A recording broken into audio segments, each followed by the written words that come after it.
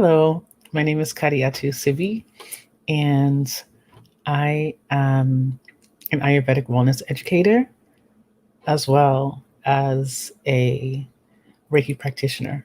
And I am the founder of Awebo Wellness. And it is really exciting to be here. Awebo Wellness is a practice that is focused on bringing ultimate and optimal health, balance, and peace to all of our lives. Today, what we're going to discuss is Ayurveda, lifestyle, and the family. And I would like to start off by saying that Ayurveda is definitely a, a practice that has been around for about 4,000, 5,000 years. And so this is something that has been time tested, right? But we will today talk about Ayurveda as a family lifestyle, Ayurveda in the daily and seasonal routine, Ayurveda in the family kitchen, Ayurveda in the family physical activity, and Ayurveda in mindful living practices.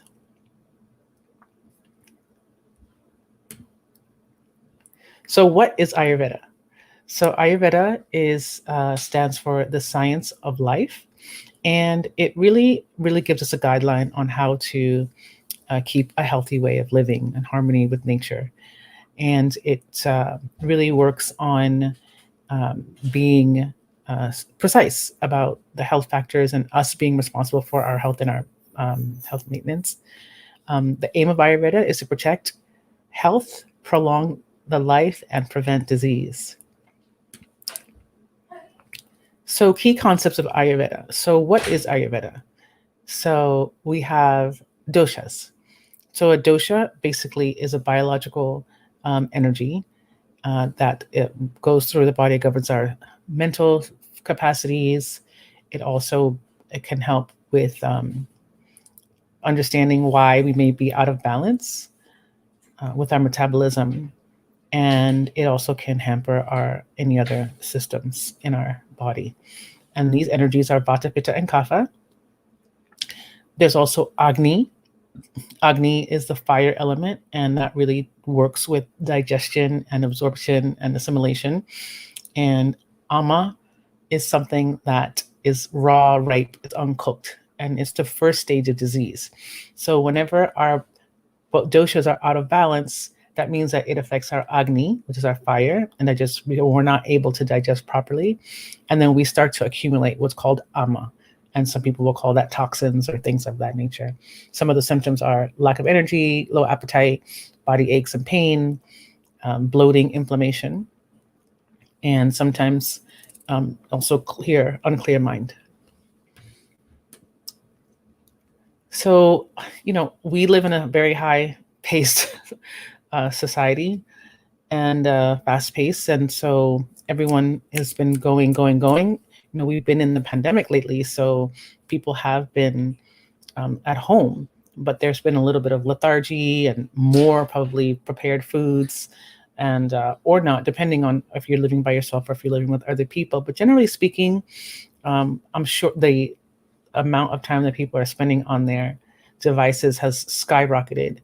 And, this just, unfortunately, one of the great things about the pandemic is that the air is a lot better because there's a lot of less pollution, air pollution and noise pollution, but there's actually a lot of plastic waste that has actually increased due to a lot of the shipping and everything that we've been doing.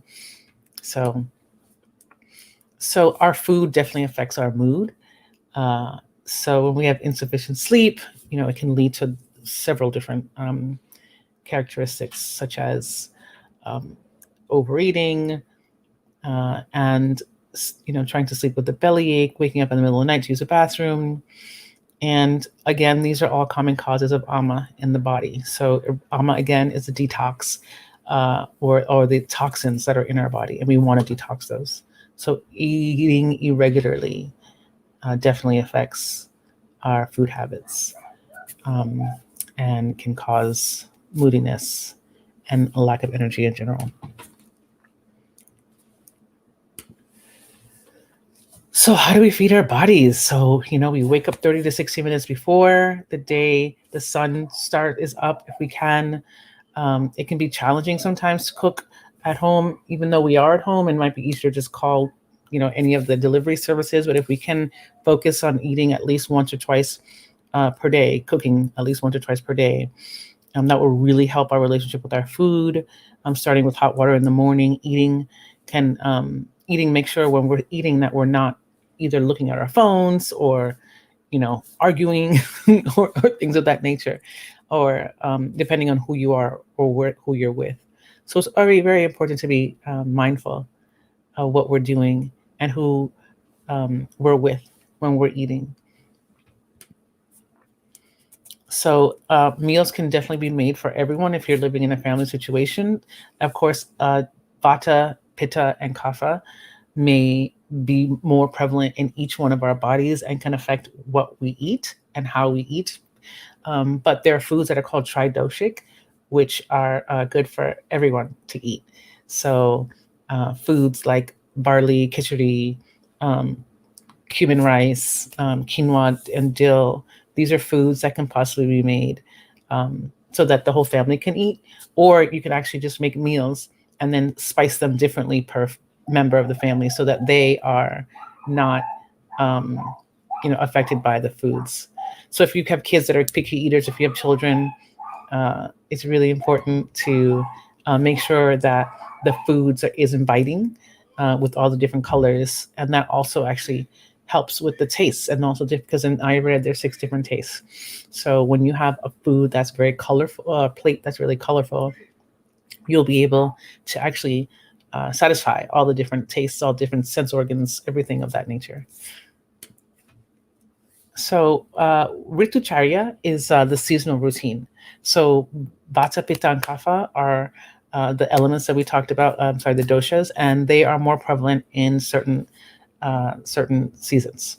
So in the summer, Pitta is really high. If you think of Pitta, which is like the fire and the water, that is when the sun is really, really high in the summer. So Pitta is really high. So it's really important, if you can, to eat colder foods. That's why we eat raw foods mostly in the winter, in the summer, because it'll cool us down. In the fall, we have more Vata, it's more dry, more cold, and things of that nature. And we want to eat warmer foods, right? Because our body, all the blood is rushing to our torsos and our trunks to keep those organs warm, and our extremities can be colder. So we want to eat warm foods. Kapha, which is more cold and wet, because of earth and water. In the spring, if you think about it, if you just think about everything melting, it's really important to eat foods that are also warm, but definitely not moist, not too heavy, not too much cheese, not too much things of that nature. And so you want to transition. So when we're in transition each season, it's really important to figure out what we're going to be doing. So avoid cold things. Like if we're transitioning from cold to warm, you want to avoid cold things, like swimming, ice cream, and smoothies. You want to avoid sleeping in the cold draft. Start drinking warm water in the morning. In the fall, it's you want to do the sesame oil, the daily abhyanga, which is like the self massage, and the daily nasal drops. Start the transition with intense forms of exercise, and also start to layer clothes and keep the warm throughout the day. The Ritucharya, which is our diet, so you focus on foods that build the body, right? We want to have nourishing foods. So you want to include more sweet, sour, and salty foods to pacify Vata, which is the very cold, dry, which happens mostly in the winter. Which happens in the fall and early winter. Grains are really good. Amaranth, basmati rice, quinoa, wheat. Legumes like lentils and mung beans are really good. If you eat meat, chicken and goat, because those are really arid, are good for the fall and are warming. Vegetables like sweet potato, root vegetables, okra, winter, and squashes. So you want to eat more warm soups, cooked grains, and steamed vegetables. So also all the warming spices that we talked about, like for instance, if you're talking about Vata and cold weather, black pepper, cinnamon, cumin, fennel, ginger, and nutmeg. So we have something what's called the Dinacharya, right? And that is a daily routine.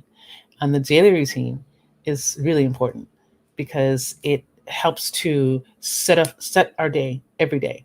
And with the daily routine, it will help to regulate our bodies, our elimination, when we're eating during the day, when we're not eating during the day. And just like with the circadian rhythm, all of our meals and our actions really should be in line with that.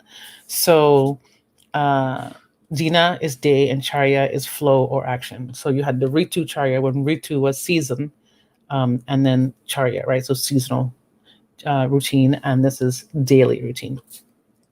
So there's the maintenance of health. So you want to make sure that you're healthy, as we're living life, and we have control as much as we can over that. So let's do the best that we can. So there's a saying in Sanskrit, mukha, mouth, asta, pada, prakshalanam, mukha, davanam. So after attending to natural urges in the morning, clean our mouth, our hands, our feet, and brush our teeth. So we're going to go more into that later. So there is the tongue scraping, there is the mouth oil pulling. You want to wake up earlier before the sunrise, great for meditation. It's a really, really auspicious time. And minimum of 6 hours of sleep. Nasya, which are the nasal drops that you place into your nose, are really important. They really help with the ear, nose, and throat, which is where we absorb everything, right? That's how we experience the world, through our sight, through our smell, through our taste, through our hearing, through our touch, right? And our thinking. So anywhere from the clavicle up, nasya affects that.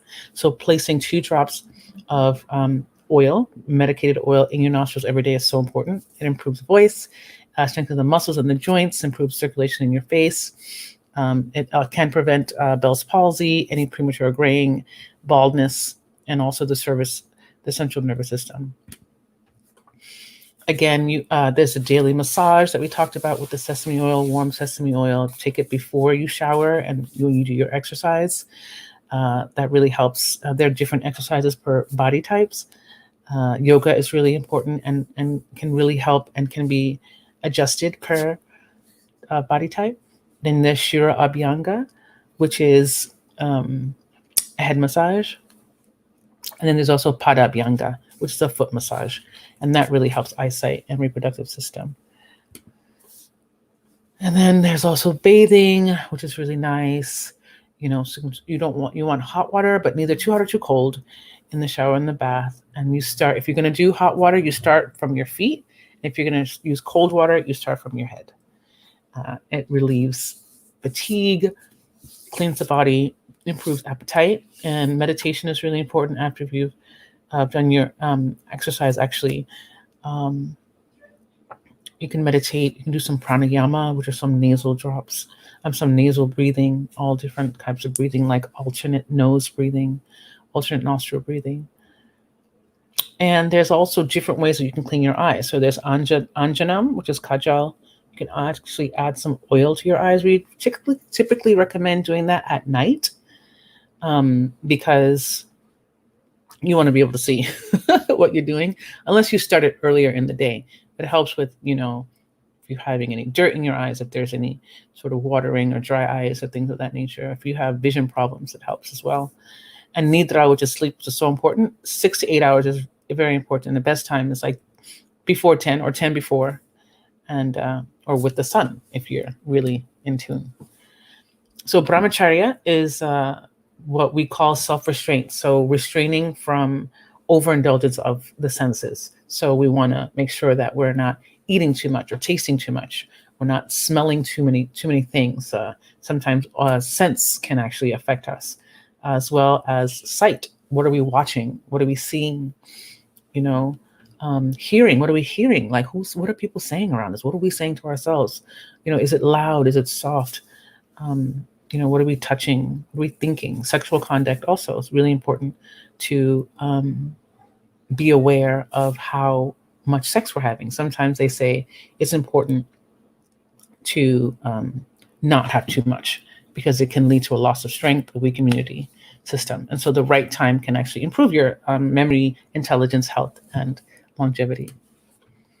There's also Ayurveda and physical activity within the family. So as we know, unfortunately, a lot of youth have actually been gaining weight. And also during this pandemic, there has been an uptick in weight gain. So people can be suffering from fatigue, short temper, diseases such as diabetes and high blood pressure, which is on the rise, unfortunately. So physical activity is really important. With physical activity in the family, obviously, improves our cardiovascular health, improves our metabolism, and decreases stress.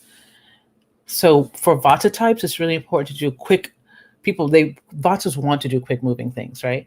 But it's really important for them to do slower, elongated movements, right? You want to do opposite of what you think you want to do, because if you do more of the fast moving, it'll just increase more Vata, and too much of Vata can cause dryness, can cause mental issues, can cause constipation, can cause a lot of different imbalances.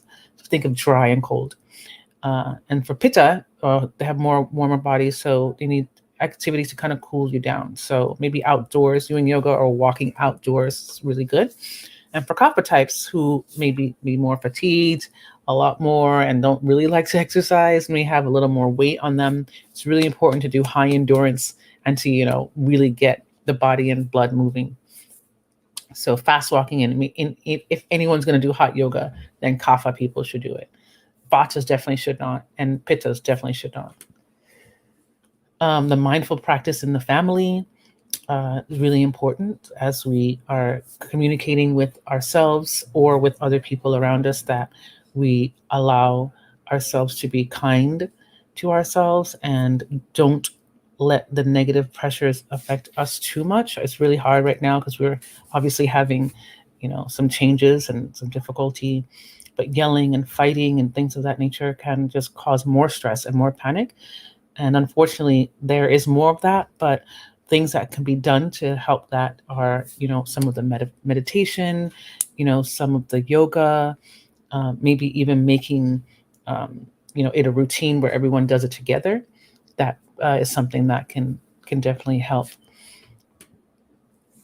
Another thing is there's some belly dancing that can be done and belly breathing that can be done. Meditation for sure. You can get an app. There's so many apps available. You can set an alarm for 5 or 10 minutes a day. Eating slowly together while you eat the food that are in season, as well as speaking with kindness, and honoring your daily care routines. It's really important. That really helps to just calm everyone down so that they can communicate with others. So the mindful practice in the family, again, time management is so important for daily routines and the schedules. Laughing is awesome. Watching comedies is really good. They can even just start laughing. So the body can't even tell the difference between a fake or a real laugh. So if anyone just started laughing, like I just started laughing right now, my body doesn't know if that's real or not, but it definitely does produce endorphins, which are great. And also making good choices, quality time, food, and good habits. So is your mind full or are you mindful? So thank you so much. Again, my name is Kariatu, and I just want to say that it is really important for us to be able to have a wonderful experience with each other and with our families. And we will continue with these more information later on. I have a video coming up about daily routine, as well as a detox cleanse, and more in depth about what daily practices are and how they affect us. My website is awebofwellness.com. And thank you so much. And I hope that you have a great day.